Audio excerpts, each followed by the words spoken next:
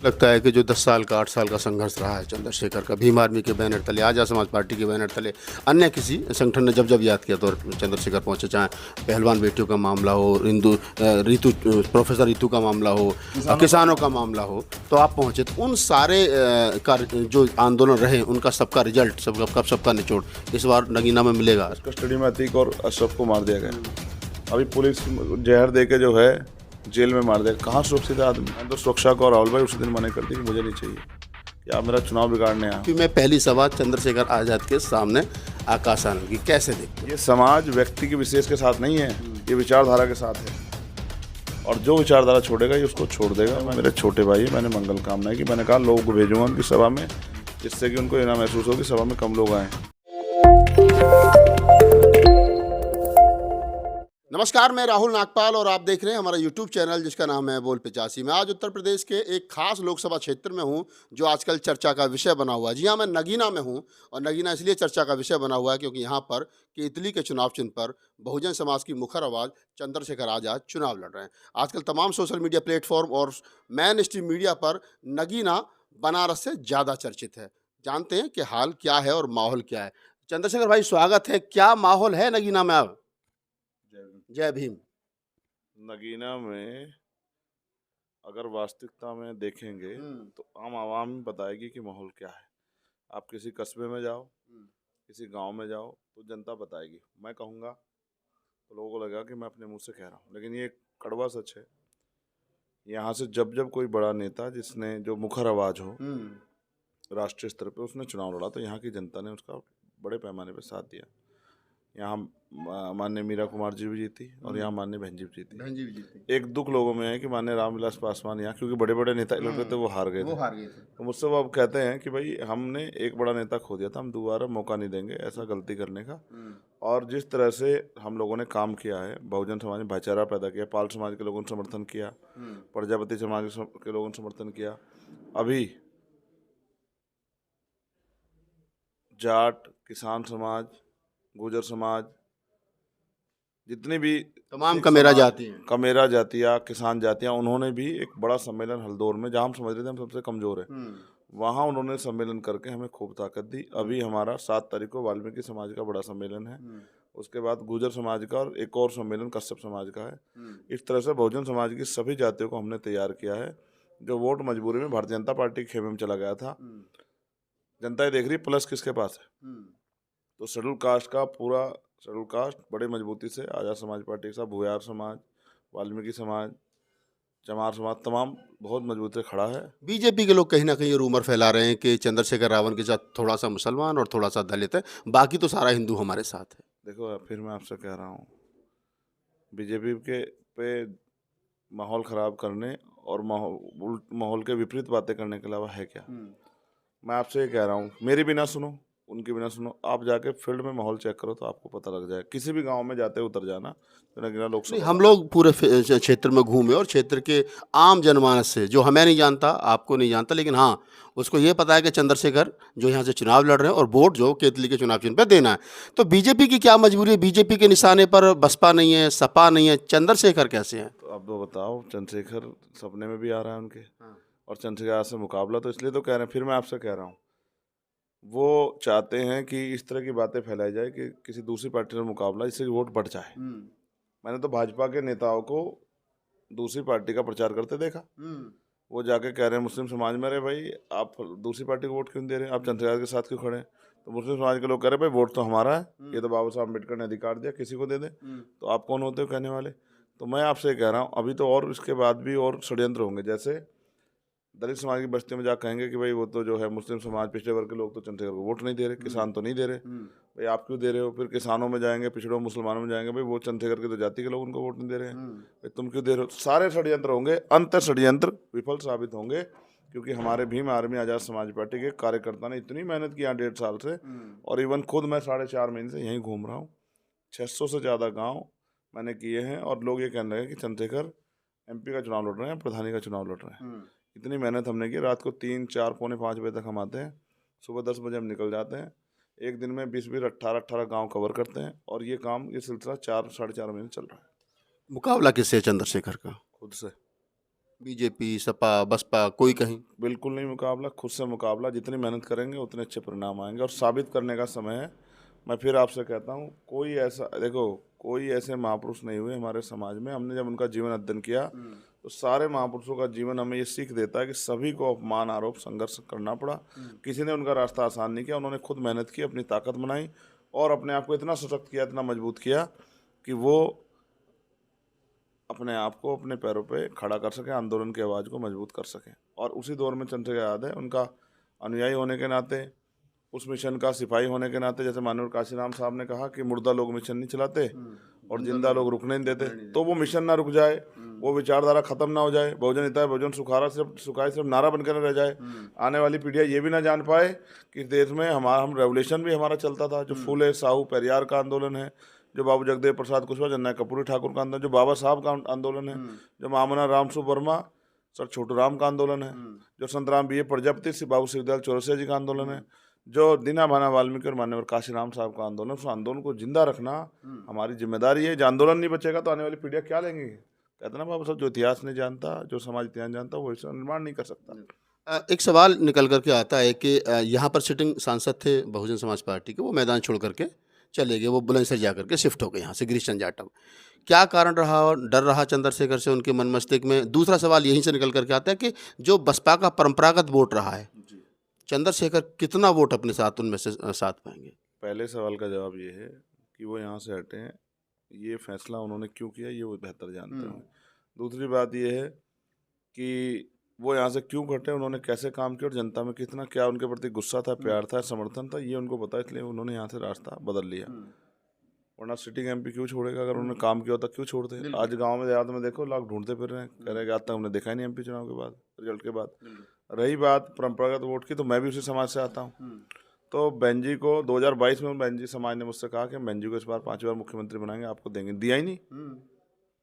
लोग कितना भी कुछ कहते रहे, आप देखो जो वोट परसेंटेज और जिस तरह का वोट हमें मिला, वो इस बात की गवाही है कि समाज ने हमें वोट नहीं दिया। हमारे मुंह पे कह दिया, वर्कर रह गए, वर्करों के घर का वोट भी चला गया कि इस बार हम बहन जी मुख्यमंत्री बने। लेकिन 2022 में उन्होंने मुझसे कह दिया था अब के बाद आपके साथ हैं। ऐसा राजस्थान में उन्होंने किया, 74,000 वोट इस सिंबल को दिए। कई सीटों पे हम दूसरे, बहुत सारी सीटों पे हम तीसरे नंबर पर रहे। ऐसे ही राजस्थान में हुआ, ऐसे ही मध्य प्रदेश में हुआ। और अब मैं आपको भरोसे के साथ कहता हूँ, देखो समाज उसी के साथ खड़ा होगा जो संघर्ष करेगा। आपको याद है इंदुशेखर? उसकी आंख फोड़ दी, उसके पैरों में कील ठोक दी, उसको पीटा गया, उसके ऊपर पेशाब किया गया, उसको गोली मारी गई। मेरठ के इंदुशेखर को उसका परिवार तरसता रह गया कि उनकी नेता, जिस नेता के लिए उन्होंने सब कुछ कुर्बान किया, एक शब्द तो कहे, एक सिंगल शब्द नहीं निकला। पार्षद पीटे बहुजन समाज पार्टी के, लड़ने गया चंद्रशेखर आज़ाद। पार्षद पीटे समाजवादी पार्टी के, आवाज़ उठाने का चंद्रशेखर आज़ाद। पूरे देश में कहीं जनजाति हुई थी। अभी मध्य प्रदेश की एक वीडियो वायरल हुई, आप लोगों ने देखी होगी। उस माँ ने कहा कि भैया आके बेटी को उठा ले गए गुंडे और रेप करके उसकी हत्या कर दी, सुसाइड कह रहे हैं, पुलिस FIR नहीं लिख रही। उस माँ ने कहा चंद्रशेखर भाई आ जाओ, तो मैं चुनाव छोड़ के जाना चाहता था, लेकिन पार्टी के लोगों ने कहा हम जा रहे हैं। मैंने उनसे कहा माँ सुबह तक टीम आ जाएगी। टीम गई और अभी उसमें कार्रवाई के लिए पूरा संघर्ष चल रहा है, क्योंकि सरकार जिनकी है भारतीय जनता पार्टी को कार्रवाई नहीं होने दे रहे। हमारे लोग पूरा मैदान में लड़ रहे हैं। यहीं से हो रही है, लड़ने गया एक बच्चे ने वीडियो जारी की कि मामा मेरे पापा को मार दिया, मेरे दादा दादी को मार दिया, आप आ जाओ हमें मार देंगे। यहीं से सोमेश को रामपुर में गोली मार दी, सर 17 साल के बच्चे को, इसी भाजपा सरकार में, उसकी लड़ाई लड़ने गया। तो मेरे लिए चुनाव सेकेंडरी है, पहले समाज है। दूसरी बात, यही नजीबाद एक जगह पड़ती है, फाग वाले दिन, होली से अगले दिन तलवार के हमले से जो है कई बच्चों के, किसी का हाथ काट दिया, किसी का सर काट दिया, किसी का जो है गला काट दिया। 3:30 बजे तक मैंने उनका मेडिकल कराए, उनको भर्ती कराया। FIR नहीं लिख रही तो मैं खुद गया, FIR लिखवाई। FIR हमारे 5 बच्चों को पकड़ लिया, उन 5 बच्चों को छुड़वाया।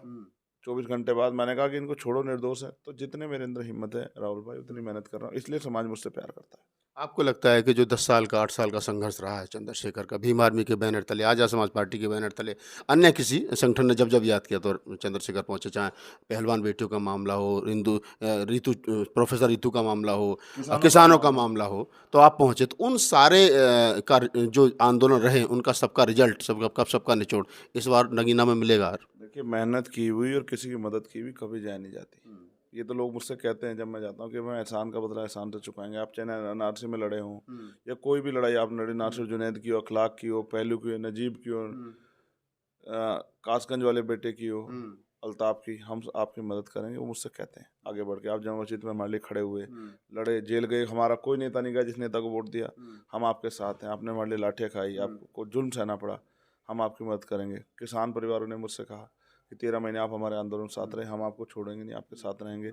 पहलवान बेटियों को जिस तरह से एक जाट समाज की बेटी कह के देश की बेटियों को अपमानित किया गया, उनकी लड़ाई लड़ी, पूरे समाज ने मुझसे कहा कि चाहे हम मरते मर जाएंगे लेकिन आपने हमारी लाज की रक्षा की, आपका साथ देंगे।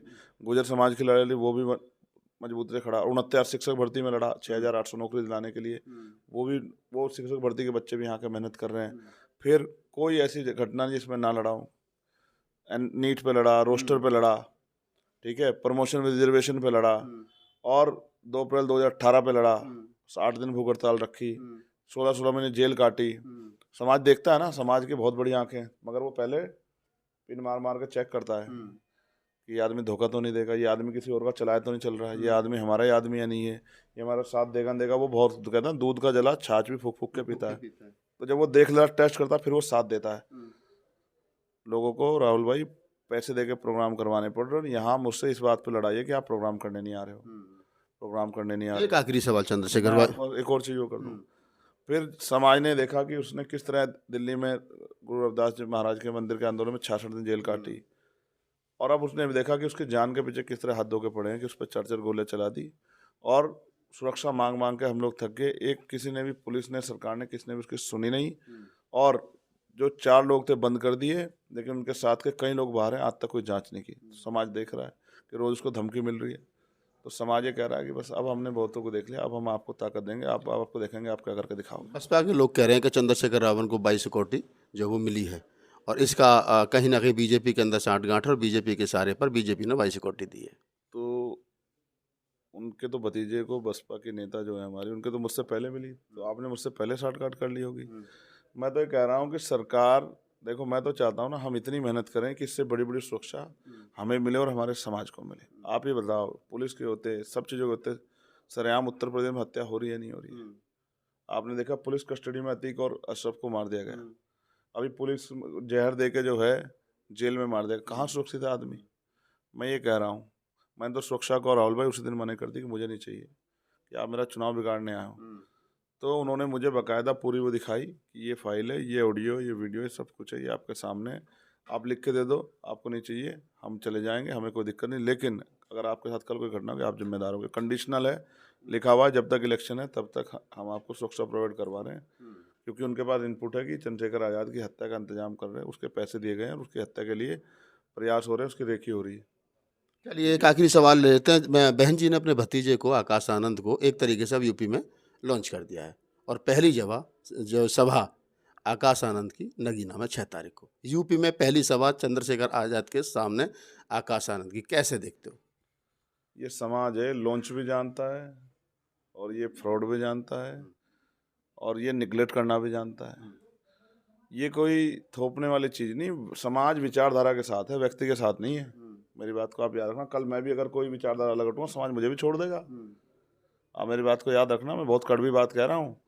ये समाज व्यक्ति के विशेष के साथ नहीं है, ये विचारधारा के साथ है, और जो विचारधारा छोड़ेगा ये उसको छोड़ देगा। मैं कह रहा हूँ, समाज उल्लू नहीं है, समाज बेवकूफ़ नहीं, समाज देख रहा है कि जुर्म जाति अत्याचार में कौन खड़ा है, लाठियाँ कौन खा रहा है, जेल कौन जा रहा है, गोली किस पे चल रही है, और कौन चैन से पढ़ के जो है सिर्फ सोने की चम्मच लेकर जो है बेचारा आगे बढ़ रहा है। मैं तो उनके लिए, मैंने, वो मेरे छोटे भाई है, मैंने मंगल कामनाएं की, मैंने कहा लोगों को भेजूंगा उनकी सभा में, जिससे कि उनको ये ना महसूस हो कि सभा में कम लोग आए, ठीक है, और उनसे कहूँगा खूब उनको जो है सम्मान दे, क्योंकि ये, हम तो बहुजन समाज के सभी लोगों का सम्मान करते हैं, हमारे महापुरुषों ने तो हमें ये सिखाया, और वोट वो चंद्रशेखर आज़ाद को देंगे, ये बात मैं आपको बता रहा हूँ, ईमानदारी से आप सुन लीजिएगा। इस दिन 4 तारीख को परिणाम है, आप देख कर चरज मान जाओगे समाज इस तरह बदलता है क्या। तो आप चंद्रशेखर आज़ाद हैं और हमारे पुराने साथी भी हैं, मित्र हैं, भाई हैं, और इनसे बातचीत करने का उद्देश्य यही था कि नगीना में हूँ, और नगीना फिर देश की ही नहीं बल्कि देश के बाहर जितने तमाम अम्बेडकरवादी, फूले कबीर नानक रविदास की वैचारिकी के लोग रहते हैं, उनकी नज़र बनी हुई है। ज़्यादातर लोगों का मानना है कि चंद्रशेखर जैसे लोगों को, यूथ को, मुखर आवाज़ जो हैं, उनको जीत करके जाना चाहिए, और समाज से भी अपील है कि बहुत सारे लोगों पर दाव लगाया गया है। चंद्रशेखर पहली बार चुनाव में है, एमपी के चुनाव में है, तो आप अपना कीमती वोट दीजिए। मैं भी अपील कर रहा हूँ एक साथी होने के नाते, ताकि एक समाज को एक नया नेता और एक नई आवाज़ जो है वो